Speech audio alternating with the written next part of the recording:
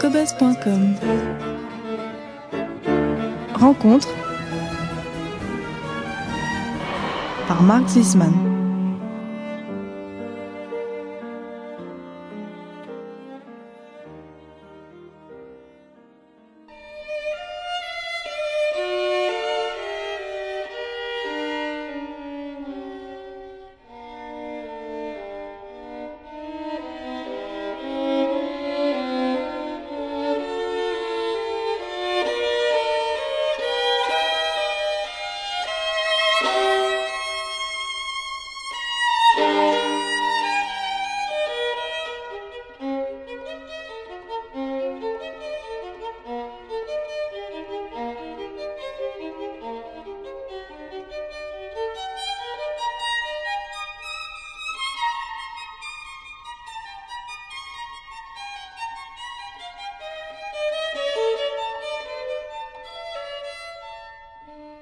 Bonjour, c'est Yaka Shoji.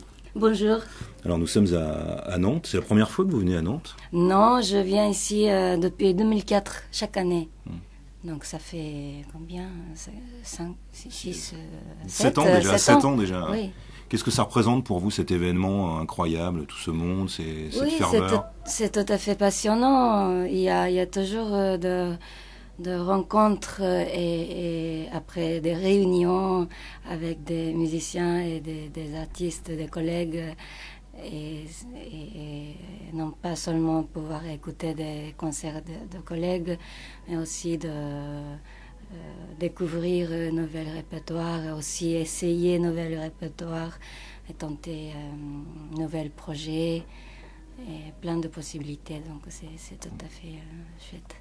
Et en plus, donc là, ce matin, vous avez non pas conversé avec un autre musicien, mais avec une danseuse. Oui. C'est la première fois que vous faisiez ce genre oui, expérience? Oui, on a fait premier expérience l'été dernier pour des amis. Mais l'idée, j'avais depuis assez longtemps de faire collaboration avec autres genres d'artistes, pas seulement danse, mais aussi je travaille avec vidéastes parce que j'avais toujours cette envie de réaliser l'image que j'ai quand je joue. Vous visualisez beaucoup votre musique? Oui, ça dépend. Des fois, ça peut devenir des mots ou phrases ou des textes, mais souvent j'ai des images aussi et je voulais partager avec des publics. Donc, et comme ça, quand vous êtes sur scène, vous êtes avec votre violon et autour de vous, vous avez quelqu'un qui danse. Oui. Est-ce que ça a un impact sur votre approche de l'instrument, de la partition? Est-ce que vous êtes complètement isolé ou il y a une sorte de danse où vous avez l'impression, vous aussi, de faire partie de cette danse? Voilà, malheureusement, moi je ne peux pas danser en même temps. Mais cet projet particulièrement, on a beaucoup discuté et je l'ai laissé aussi faire des chorégraphes parce qu'elle est chorégraphe aussi. Et je laissais aussi à ça son imagination et son interprète aussi.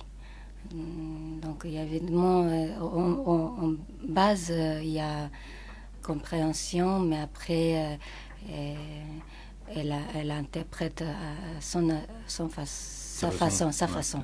Et donc la musique que vous avez jouée ce matin, c'était donc du Bach et du moins connu du Max Reger, oui.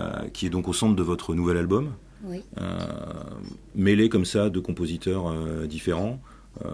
C'est une idée qui vous est venue à quel moment exactement?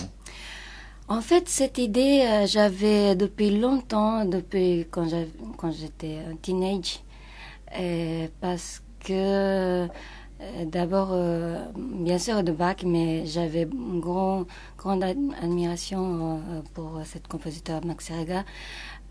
J'ai entendu la première fois quand j'avais 13 ans son trio pour les cordes 77B. Et j'ai tombé amoureux surtout de mouvements lents, et de l'harmonie, et tout fait curieux, et son univers gigantesque. Donc, j'étais toujours curieux de cet compositeur. C'est peu enregistré d'ailleurs, il y a peu de gens l'enregistrent. Il n'y a pas beaucoup d'enregistrements. Non, en plus, et aussi qu'il y a beaucoup de liens entre deux compositeurs, c'est-à-dire que Max Reger, il est un compositeur assez artisanal, je veux dire, et il a été aussi organiste, et il est un grand virtuose de fugue et contrepoint. Il a admiré Bach. Il a été beaucoup influencé par Bach, comme il a aussi composé cette fantaisie et fugue sur nom de Bach. Et donc, pour moi, c'était évident d'enregistrer des œuvres de deux compositeurs dans un disque, même disque. C'était mon idée fixe. C'est la première fois que vous enregistrez au violon seul? Oui, oui. Ça fait quelle impression de réécouter justement un disque c'est quelque chose que vous appréhendiez, que vous vouliez faire aussi, au-delà du choix des compositeurs, juste de vous enregistrer seul, en solo, du violon solo? C'est quelque chose à part ou pas spécialement, ça change pas finalement tant que ça? C'est vrai que... Le fait qu'il n'y ait pas d'autres échanges avec d'autres musiciens, vous êtes juste seul avec vous-même. Oui, c'est vrai qu'il y a... il y a cette sorte de... On peut interpréter comme solitude, mais en même temps, c'est juste moi toute seule, donc c'est une grosse responsabilité et sur moi, sur l'interprète, et aussi la liberté que j'ai eue, c'était bien. Est-ce que c'est quelque chose justement que vous avez commencé très jeune l'instrument, vous avez gagné de nombreux concours, vous étiez très jeune, vous avez rapidement côtoyé des grands chefs, des grands musiciens, etc. Est-ce que justement vous retrouvez comme ça, seul, d'avoir cette liberté, c'est quelque chose qui est important pour vous? Vous avez peut-être parfois souffert d'avoir trop de choses, trop de projets, trop de disques, trop de concerts, trop de concours, ou pas? Comme un flow, oui, c'était un moment très significatif pour moi de me regarder moi-même. Donc l'univers que j'ai est comme interprète, et je suis face au compositeur. C'est la conversation à deux, en fait, moi et le compositeur. Et donc, comment dire, il y a cet espace, grand espace pour exprimer.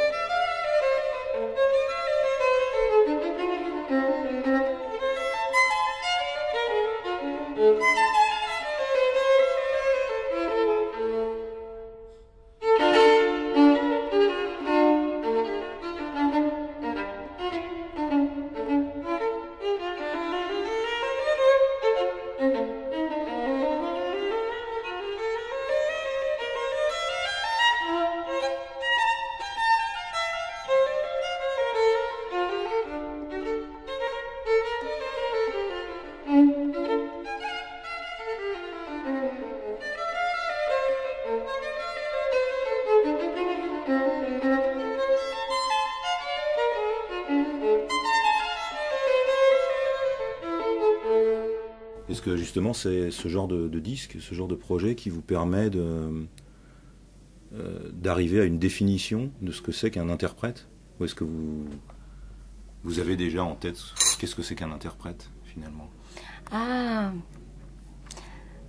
moi je trouve interprétation c'est comme un métier comme acteur ou on peut dire priest, comment dire, un prêtre. Un prêtre et un acteur, c'est intéressant. Oui, on peut choisir. Mais c'est-à-dire que ça peut ça a l'air d'être objectif, mais en fait c'est un métier très subjectif au fond, parce que c'est le compositeur et le Dieu que je interprète. Donc c'est moi finalement, je comprends de cet compositeur. Bon, j'apprends plusieurs choses sur cet compositeur, autre œuvre, et je crée une image et le message que je recevoir, c'est moi qui recevoir. Donc, vous avez toujours pensé à ça tout le temps dans votre évolution, ou c'est quelque chose que vous avez découvert récemment? En faisant, oui, oui, c'est. Je commençais de penser ça assez tôt, mais je pensais avant que c'était quelque chose un peu plus objectif. Mais maintenant j'ai compris finalement c'est moi c'était subjectif. Qui parle avec le compositeur. C'est quelque chose que vous avez découvert en jouant certaines œuvres, en jouant avec certains musiciens. Il y a eu des instants, des moments précis dans votre vie qui vous ont fait un peu... Non? Peut-être c'est aussi quand j'ai recommencé de peindre. Quand j'étais petite, j'ai peint avec ma mère qui est peintre beaucoup, mais il y a quelques années, j'ai recommencé parce que j'avais cet impulse fort que je voulais exprimer ce que j'ai dedans de moi. Et j'ai senti que j'ai besoin de sortir. Et là c'est différent, un peu différent de processus de travail, un peu différent que de faire musique, parce que là il y a un canvas, une toile blanc. Alors qu'en musique, la toile est déjà... Et je commence de zéro, je crée. Mais en même temps, je voulais peindre de ce que j'ai, comme je vous ai parlé tout à l'heure de l'image de musique. Donc là, finalement, l'image est dans moi. Mais après, la musique, comment dire, c'est justement inspiré par la musique qui existe déjà, mais en même temps, dans moi, j'essaie d'exprimer l'image que vous en avez, qui devait exister déjà. C'est quelque chose que vous mettez souvent en parallèle, le travail de la peinture et la musique? Quand j'ai vraiment besoin de le faire. Est-ce qu'à un moment, au début, quand vous étiez plus petite, vous avez été tentée de vous orienter uniquement vers la peinture, et pas vers la musique, ou c'était... Pour moi, c'était toujours la musique qui était plus forte de tout. Mais en même temps, je pouvais apprécier au même niveau, de ne pas le faire, mais de regarder ou d'apprécier de littérature et de peinture. Et vous peignez régulièrement aujourd'hui, actuellement, par exemple? Comment ça se passe? Oui. Vous avez un carnet, vous faites des croquis dans des petits dessins? Ouais, je ne voyage pas avec grand-chose. En vrai, mais quand j'ai vraiment des idées, je fais petits dessins aussi. Mais surtout, je fais ça dans la nuit ou quand je peux pas dormir. Parce que dans la journée, je veux faire autre chose aussi. Et surtout, je peux travailler. Pour les voisins, je peux pas travailler dans la nuit. Alors, je travaille dans la journée.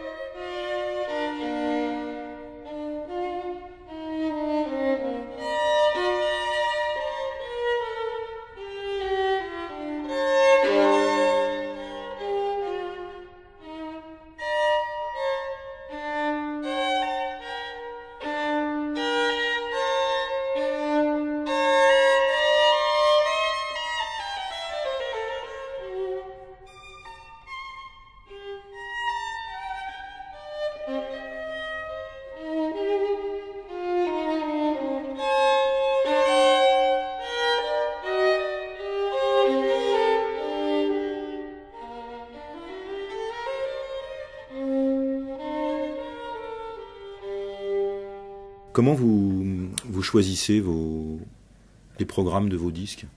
Est-ce que pour vous, ce que vous jouez sur scène et ce que vous voulez enregistrer, c'est deux choses différentes? Là, vous nous avez expliqué pour le nouvel album, oui. Celui de Bach et Reger, mais en général, chaque choix de disque, qu'est-ce que ça représente d'ailleurs pour vous, un disque, un album, quelque chose qu'on enregistre et qui reste? Est-ce que vous, d'ailleurs, quand vous étiez petite, est-ce que vous écoutiez beaucoup de disques, vous achetiez des disques, vous téléchargiez, je sais pas. Bien sûr. Non, c'est d'enregistrer un disque, il y a plusieurs conditions aussi. C'est pas que moi, ni des musiciens avec qui j'aimerais bien travailler, ni des répertoires. D'abord, ça vient bien sûr le répertoire où je me sens plus confortable non, mais j'ai quelque chose à dire, où je veux partager la beauté ou la charme de compositeur, des œuvres. Mais après, il faut que maison de disques doit être d'accord pour ce projet. Donc, j'ai eu beaucoup de chance pour cet disque parce que je sais maintenant il n'y a pas beaucoup de maisons de disques qui peuvent accepter de faire enregistrer Max Reger. Deutsche Grammophon au Japon, on n'aurait pas. Ça a été très difficile. Mais René Martin, il a dit, il a raison parce que moi je trouve il y a plus de sens d'enregistrer des compositeurs qui n'étaient jamais enregistrés. Parce que Beethoven, oui, c'est toujours un plus grand compositeur et j'aimerais bien enregistrer un jour aussi. Mais bon, d'ailleurs, j'ai enregistré des sonates l'année dernière. Mais il y a beaucoup de musiciens justement comme ça. C'est important de présenter des œuvres assez connues ou sous-estimées. Ouais. Est-ce que ça veut dire que vous avez déjà des œuvres que vous avez envie d'enregistrer qui sont peu connues ou pas connues à l'avenir? Concerto de Ligeti, par exemple, j'adore. J'adore, c'est un grand œuvre. Ça j'aime beaucoup enregistrer. Et voilà, ça va continuer, je pense. C'est le genre de choses que vous avez envie de faire. Quand justement par rapport à ce qu'on disait tout à l'heure sur le fait d'avoir commencé très jeune, d'avoir gagné tous ces concours, etc., toutes ces heures et ces heures et ces heures et ces journées de travail, comment vous regardez ça rétrospectivement quand vous repensez à toutes ces années d'apprentissage? Est-ce que c'est quelque chose que vous regardez avec nostalgie, vous avez l'impression de quand toute votre jeunesse, quand vous avez commencé très jeune, le conservatoire, les concours, avant le concours. Toute cette période intense. Comment vous regardez toute cette période d'apprentissage? Oui.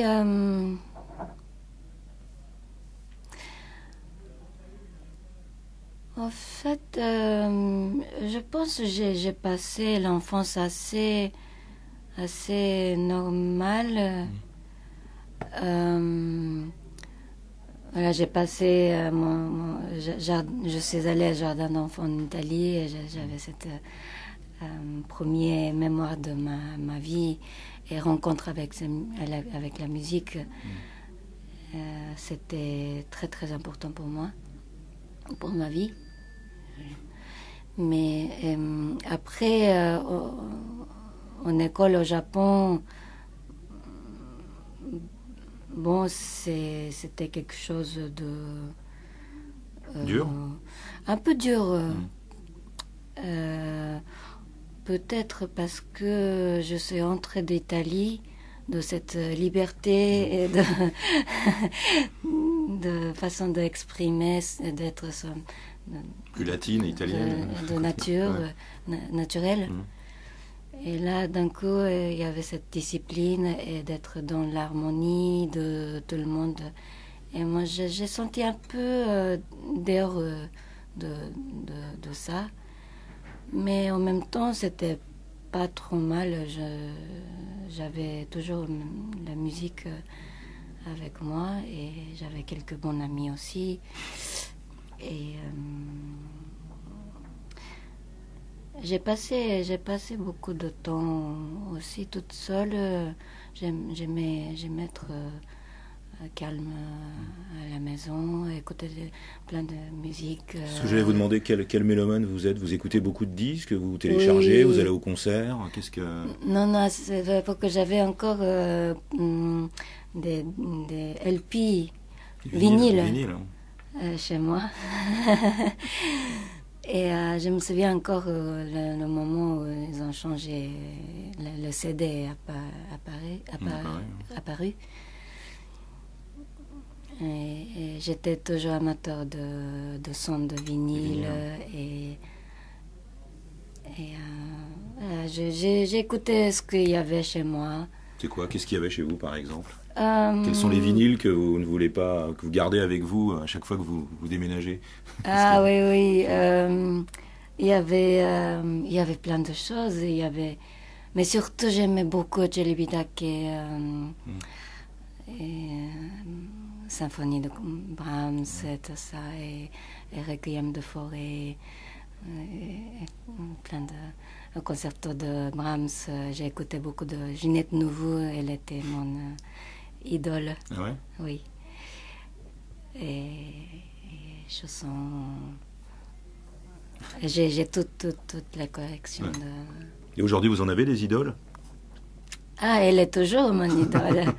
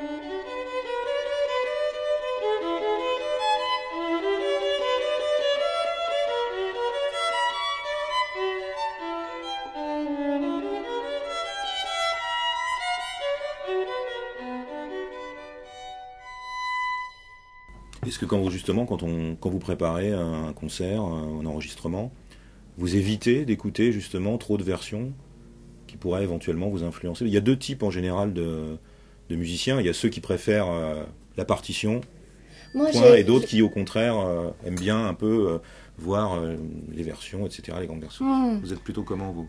Oui, moi, j'écoute quand il y a un enregistrement, j'écoute plutôt toutes les interprètes, mais finalement, je pense que je suis moins influencée, finalement. Et c'était un peu la même chose avec des profs. Ils m'ont demandé. Je pouvais faire tout ce qu'il m'a dit, mais finalement, sur la scène, j'ai fait tout à fait des choses différentes. Et le prof m'a dit, oui, bon, tu as rien fait, ce que j'ai dit. Vous avez grandi, vous avez été en Italie, après vous êtes parti au Japon, je crois que vous avez étudié en France aussi, vous avez pas mal bougé, voyagé comme ça. Est-ce que le voyage, le nomadisme comme ça, c'est quelque chose qui est en vous un peu? Ou est-ce que vous vous sentez des attaches? Oui, voilà, moi j'habitais différents endroits et je sens un peu le mélange de tout. Et d'ailleurs, il y a souvent cette question où est mon identité. Et finalement, je dois dire que je suis le mélange de tout, d'Italie, en japonais. Bien sûr, je suis japonaise et je me sens comme japonaise, mais aussi j'avais influence de quelques autres cultures. En Allemagne, j'ai passé 9 ans, mon jeunesse, teenage. Et après, je suis en France depuis 5 ans. J'avais beaucoup d'amis russes, mon prof était russe, j'étais entourée par des Russes, alors j'ai aussi cette influence, comme Tania, mon meilleur ami. Et donc, oui. Vous êtes un cocktail de tout ça? Oui, je pense. Est-ce que vos choix musicaux, c'est pareil finalement, peut-être? Dans la musique, vous avez une ouverture d'esprit, une curiosité? Oui, je pense que ça aide finalement. Comme ça, je suis assez ouverte pour des répertoires des compositeurs de différents pays. Et surtout des pays que je connais bien ou des cultures je connais bien, Allemagne, Russe, Italie, France. Tout ça. Est-ce que votre culture musicale va au-delà de la musique classique? Est-ce que vous écoutez, je sais pas, du jazz, du rock, de la musique du monde? Oui, je ne suis pas grand connaisseur, mais en même temps, j'aime bien écouter vieux jazz, parce que mes parents étaient grands amateurs de jazz. Donc, évidemment, j'ai entendu beaucoup de ça. Ma mère m'a ramené chaque semaine, chaque dimanche au bar de jazz. Quand j'étais petite, tout le monde buvait de l'alcool et moi toute seule jus de tomate. Dans le fume. C'est vrai, avec la fumée dans la fumée. Voilà. Fumée, jazz et jus de tomate. Oui, c'est aussi dans moi aussi. Dans votre disque dur, non? Bah écoutez, merci beaucoup Sayaka Shoji. Je rappelle que votre album Bach et Reger est sorti chez Mirari. Merci. Merci.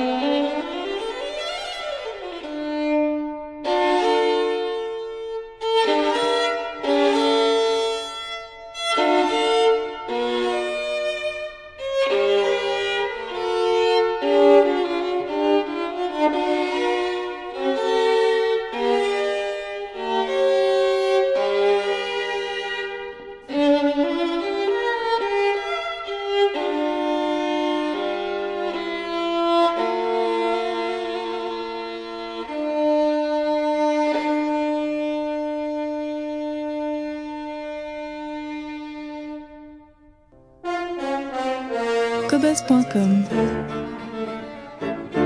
Rencontre par Marc Zisman.